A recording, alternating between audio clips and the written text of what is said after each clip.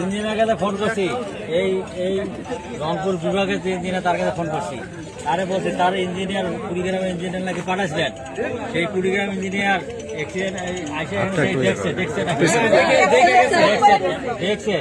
দেখার পর তোমার যে কথা সেটা হলো যে এখন সরকারের সেই টাকা নাই, এখন যদি তোমার টাকা দেওয়া যায় তাহলে ওরা কিছু কাম করবে, এদিকে এই কথা কইতেছে।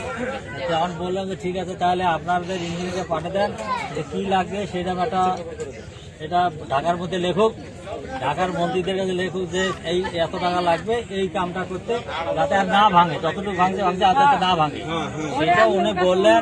উনি কালকে তো পয়লা বৈশাখ ওনারা কাজ করতেছে, পরের দিন আবার ওনার ইঞ্জিনিয়ার আসবে, এসে এখানে একটা কি করা যায় সেটা করলে ওটা ঢাকা পাঠাইলে ঢাকার থেকে সেই ব্যাপারে কি টাকা পাঠালে টাকা নিয়ে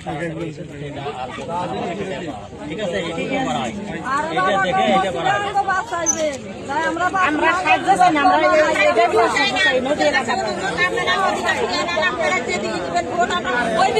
এখন আমরা যেটা এখন আমরা যেটা হয়েছে আর যাতে না ভাঙে, না ভাঙে সেইটার জন্য যেটা করা যায় সেটা 90 জনের ঘর তুলে না জায়গা নাই।